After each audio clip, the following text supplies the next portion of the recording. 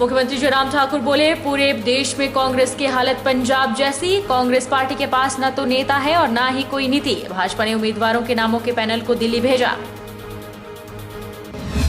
फतेहपुर उपचुनाव प्रभारी एवं सुजानपुर विधायक ने सरकार को फर्जी डिग्री मामले में घेरा। कहा, प्रदेश में फर्जी डिग्रियां बांटने का मामला देश का सबसे बड़ा घोटाला। प्रदेश सरकार न्यायालय में नहीं रख पाई मजबूत पक्ष। कांग्रेस विधायक विक्रमादित्य सिंह द्वारा कर्मचारियों को धमकाने को सत्ती ने बताया राजसी अहंकार और कांग्रेस की नीति। सत्ती ने रामस्वरूप शर्मा के परिवार को न्याय नहीं देने के कांग्रेस के आरोप को किया खारिज। और 7 अक्टूबर से शारदीय नवरात्र शुरू। ज्वालामुखी मंदिर में लंगरों पर रहेगा प्रतिबंध। बिना मास्क, बिना पर्ची, नो एंट्री। एसओपी के माध्यम से ही श्रद्धालुओं को करवाए जाएंगे दर्शन। मंदिर प्रशासन इंतजामों में जुटा। नमस्कार, आप देख रहे हैं HP 24x7। मैं हूं जनिशा। मुख्यमंत्री जयराम ठाकुर ने कहा कि पूरे देश में कांग्रेस की हालत पंजाब जैसी है। कांग्रेस पार्टी के पास ना तो नेता है और ना ही कोई नीति। मुख्यमंत्री ने कहा कि चुनाव समिति की बैठक अच्छी रही और कई विषयों को लेकर चर्चा की गई। इन उपचुनाव में संभावित नामों पर चर्चा हुई और नामों के पैनल को दिल्ली भेज दिया गया है। जल्द नामों की घोषणा हो जाएगी। उन्होंने कहा कि कांग्रेस जिस मर्जी मुद्दे पर चुनाव लड़ना चाहे वो लड़ सकती है, पर हम केंद्र सरकार में सशक्त नरेंद्र मोदी सरकार की उपलब्धियों और हिमाचल में सरकार की उपलब्धियों पर चुनाव लड़ेंगे। कौन संभावित नाम हो सकते हैं, इस पर विचार कर रही है। सर, पैनल में कितने लोगों के नाम जाएंगे और कौन कौन से? ये संख्या हमने नहीं गिनी है। सर, कब तक प्रत्याशियों का ऐलान कर दिया? जल्दी हो जाएंगे। हम हो सकता है 2-3 दिन के अंदर हो गया। सर, कांग्रेस कह रही है कि महंगाई और बेरोजगारी जैसे मुद्दों पर जो है चुनाव लड़ा जाएगा। कोई बात नहीं, जिस मुद्दे पर वो चुनाव लड़ना चाहते हैं वो लड़ते रहें, लेकिन हम देश में मोदी जी के नेतृत्व में जो भाजपा की सरकार चल रही है उनकी उपलब्धियां और हिमाचल प्रदेश में भारतीय जनता पार्टी की सरकार जो चल रही है उसकी उपलब्धियां और उसके साथ साथ में अपने सारे पक्ष जो है उनको रखेंगे। और कांग्रेस के ऐसे जो मुद्दे जो पूरे देश भर में जगजाहिर हुए हैं उनके जिक्र होंगे। सर, अक्सर चुनाव में बगावती तेवर अपनाते हैं जिसकी वजह से भाजपा को कई बार नुकसान सहना पड़ा है। इसमें किस तरह से मंथन? उम्मीद करता हूँ सब ठीक होगा। कोरोना को लेकर के सेंट्रल गवर्नमेंट की कोरोना को लेकर के कुछ नई गाइडलाइंस आई हैं टूरिज्म को लेकर के या बाकी क्षेत्रों में? नहीं, तो गाइडलाइंस के मुताबिक काम करें। सर, पंजाब में जो घटनाक्रम घटा है कांग्रेस के बीच, आपको लगता है उसका प्रभाव भी जो है हिमाचल में पड़ेगा? तो पूरे देश भर में कांग्रेस की हालत पंजाब जैसी ही है जैसे पंजाब में हुई है।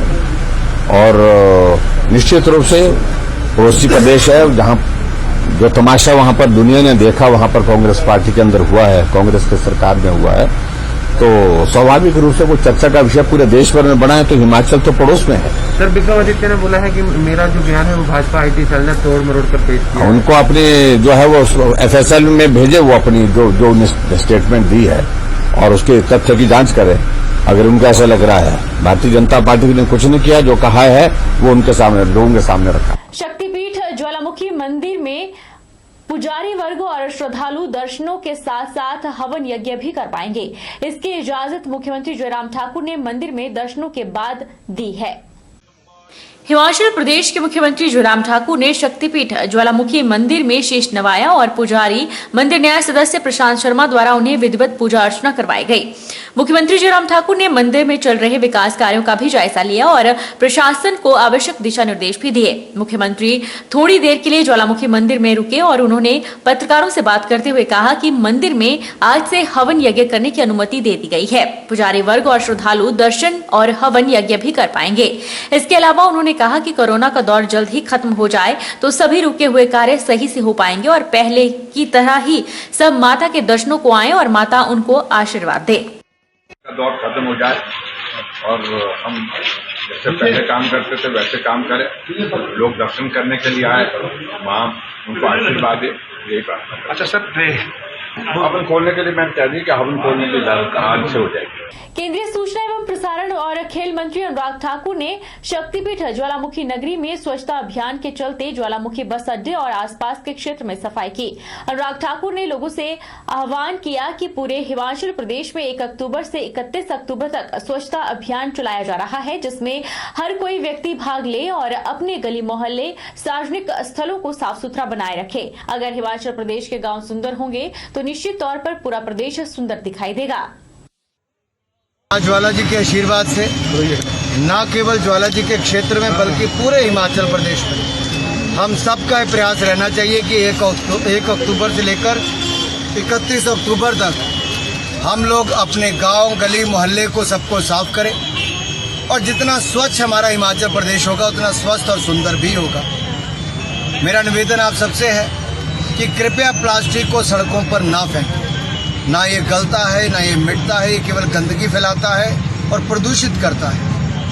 आप कृपया करके चाहे टॉफ़ी खाएं, चिप्स खाएं, चॉकलेट खाएं, पानी पिएं, उसके साथ जुड़े हुए कुछ भी रैपर्स हैं, उसकी बोतल है, उन सबको इकट्ठा करके एक जगह पर कूड़ेदान में डालें ताकि उस प्लास्टिक को रीयूज़ किया जा सके या उसको सही तरीके से वेस्ट को ख़त्म किया जा सके। नहीं तो धरती पर जिस तरह से प्लास्टिक बढ़ रहा है उससे भी खराबी हो रही है और इस प्लास्टिक को खाकर जो हमारे बेसहारा पशु हैं वो भी खत्म हो रहे हैं। तो पशुओं को भी बचाएं, धरती माँ को भी बचाएं। मेरा हाथ जोड़कर निवेदन है, स्वच्छता अपनाएं, स्वच्छता अभियान से जुड़े, अपने गली मोहल्ले को साफ करें और प्लास्टिक से मुक्ति दिलाएं। प्रदेश में फर्जी डिग्रियां बांटने का मामला शिक्षा के क्षेत्र में देश का सबसे बड़ा घोटाला है। इतने बड़े स्तर पर घोटाला होने के बावजूद प्रदेश सरकार न्यायालय में मजबूत पक्ष नहीं रख पाई। फतेहपुर उपचुनाव प्रभारी एवं सुजानपुर विधायक राजेंद्र राणा ने यह बात कही। उन्होंने आरोप लगाया कि भाजपा सरकार के कार्यकाल में बेनामी संपत्तियों की खरीद फरोख्त भी चल रही है। फतेहपुर उपचुनाव प्रभारी एवं सुजानपुर विधायक राजेंद्र राणा ने धर्मशाला में पत्रकार वार्ता के दौरान कहा कि फर्जी डिग्री घोटाले मामले में अब तक हुई जांच में पाया गया है कि मानव भारती विश्वविद्यालय ने करीब 6 लाख फर्जी डिग्रियां बांटी थी। एक डिग्री के एवज में 3 से 10 लाख रुपए लिए थे। इस हिसाब से मानव भारती विश्वविद्यालय में कम से कम 20,000 करोड़ रुपए का घोटाला हुआ है। इतने बड़े स्तर का घोटाले में बावजूद मामले में गिरफ्तार सभी लोगों को जमानत मिल गई है और सरकार कुछ नहीं कर पाई। प्रदेश सरकार की ऐसी क्या मजबूरी थी कि मामले में कुछ नहीं कर पा रही है और मामले को दबाने का प्रयास किया जा रहा है। उन्होंने कहा कि सरकार को यह मामला सीबीआई को सौंप देना चाहिए। यह मांग सिर्फ विपक्ष की ही नहीं बल्कि भाजपा सरकार के वरिष्ठ नेता और पूर्व मुख्यमंत्री शांता कुमार भी मामले की सीबीआई जांच करने का सुझाव दे चुके हैं। उन्होंने आरोप लगाया कि भाजपा सरकार के कार्यकाल में बेनामी संपत्तियों की खरीद फरोख्त भी चल रही है। देखिए, फर्जी डिग्री का मामला जो है ये पिछले लगभग 1.5 साल से चल रहा है। इसको विधानसभा के अंदर भी उठाया गया, बाहर भी उठाया गया है और फर्जी डिग्रियों का मामला अब हम लोग तो उठा ही रहे थे, अब तो भारतीय जनता पार्टी के वरिष्ठ लोग भी उठा रहे हैं। हम बार बार मांग कर रहे हैं कि मामला जो है लगभग 20,000 करोड़ का मामला है। 5 लाख से ज़्यादा डिग्रियाँ बेची गई हैं। अगर एवरेज 4 लाख रुपए अभी जैसे कि हमें जानकारी मिली है कि 3 से 10 लाख के बीच में पैसा ये लेते थे, तो लगभग 20,000 करोड़ का मामला है। हम बार बार इस बात को कह रहे हैं कि इंटरनेशनल और नेशनल लेवल पर डिग्रियां बेची गई हैं और एसआईटी जो बनाई थी उसकी कोई खास रिपोर्ट नहीं आई है। टोटल जो है 6 लोग जो हैं एसआईटी के गठन से पहले गिरफ्तार किए थे और 2 लोग बाद में किए जिनके सारे बेल आउट हो चुके हैं। इतना बड़ा हिंदुस्तान के इतिहास में शिक्षा के क्षेत्र में इतना बड़ा फर्जी बढ़ा हुआ है और ये बात भाजपा के वरिष्ठ नेता श्री शांता कुमार जी ने भी कही है। टिकट आवंटन में परिवारवाद के प्रश्न पर राजेंद्र राणा ने कहा कि हर कार्यकर्ता को अधिकार है कि वह टिकट की मांग करे। कांग्रेस की ओर से यह बात स्पष्ट है कि टिकट आवंटन में परिवारवाद बिल्कुल नहीं हुआ है। पार्टी की ओर से सर्वे करवाया था। सर्वे में जिन लोगों के नाम शीर्ष पर आए हैं उन्हें टिकट का दावेदार बनाया गया है। 2 दिनों में पार्टी प्रत्याशियों की घोषणा भी हो जाएगी।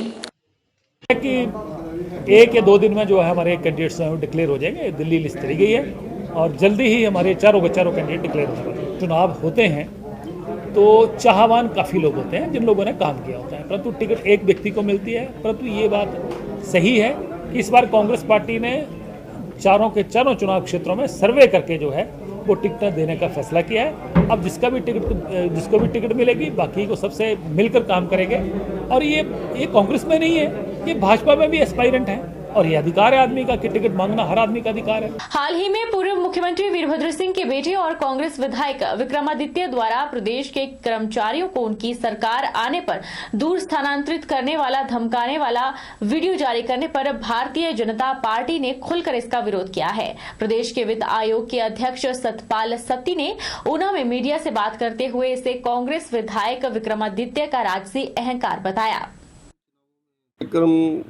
विक्रमादित्य के माताजी चुनाव लड़ रहे हैं मंडी से, तो कर्मचारियों को वही उनको जवाब देना चाहिए।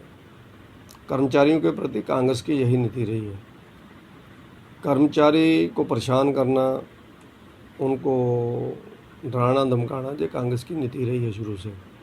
वो पॉलिटिक्स ऑफ टेरर जो कांग्रेस का सारी राजनीति का एक हिस्सा है, दबाव की राजनीति।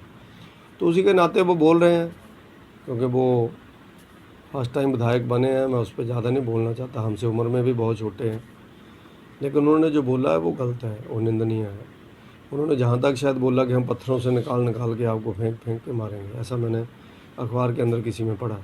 अगर ऐसा बोला तो मुझे लगता है उनका जो एक राजा का अहंकार होता है वो शायद बोलता है कहीं ना कहीं, तो उनको नहीं बोलना चाहिए। लेकिन कांग्रेस की ये नीति रही है, उन्होंने बोल दिया, कांग्रेस के लोग करते हैं अंदर से। जो बीजेपी के टाइम पर आप देखें वो तो हर आदमी के ऊपर पॉलिटिक्स लेवल पे कार्रवाई करते हैं कि जो उनको वोट डालता है। वोट डालना हर आदमी का अधिकार है, जिसको मर्जी डाले, हमें भी पता कौन किसको वोट डालता है, लेकिन उनको उठाना ये हमारा काम नहीं है। जब तक वो अपनी ड्यूटी देते हैं वो ड्यूटी दें, और जो एक कंडक्ट होता है कर्मचारी का वो उसको अपनाएं, तो मुझे लगता है हमें कोई दिक्कत नहीं है। कर्मचारी भी समाज का एक हिस्सा और महत्वपूर्ण हिस्सा है।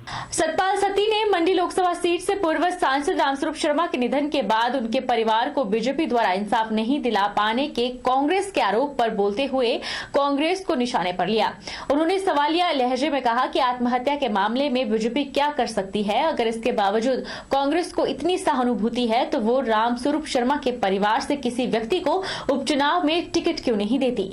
और एक ऐसा व्यक्ति जो बेचारा नौकरी छोड़ करके पार्टी की सेवा करता था, और जब रामस्वरूप जी पार्टी के लीडर थे तो उनको बोलते थे इसको कौन वोट डालेगा, गरीब आदमी है, इसको तो पूछता ही कोई नहीं है। जब उसने 2 बार 2 कांग्रेस के बड़े परिवार हराए तो वो रामस्वरूप जी के दुश्मन हो गए। अब उनको मौका मिल गया बोलने का। रामस्वरूप जी की बड़ी, जिसको कहते दुखदाई मौत हुई है। वो हमारे बहुत अच्छे पुराने मित्र थे, मैं विद्यार्थी परिषद के समय उनके घर तक जाता था। लेकिन ये बोलना बीजेपी उनको न्याय नहीं दिला पाई है, बीजेपी ने उनको ये नहीं दिया है। कोई आदमी ने आत्महत्या की है, उसमें कांग्रेस वाले बताएं क्या हो सकता है, वो बताए ना क्या हो सकता है। अगर उनको वास्तव में इससे सहानुभूति है तो मुझे लगता है कि ऐसे मौके पर राजनीति नहीं करनी चाहिए। रामस्वरूप जी के परिवार को सहारा देने की ज़रूरत है, तो उसके नाते कांग्रेस के लोग उनके, जिसको कहते हैं जख्मों के ऊपर नमक छिड़क रहे हैं, उनको दुखा रहे हैं। वो हमारा परिवार है, हमारे परिवार रहेगा। हम जानते हैं वो पुराना स्वयंसेवक परिवार है, वो पार्टी के विरोध में जाने वाला परिवार नहीं है जो उनको उकसा रहे हैं कि वो कुछ बोले। तो ये कांग्रेस की नीति रहती है और नीति रहती है। वक्त चला है छोटे से ब्रेक का, ब्रेक के उस पार फौरन लौटेंगे।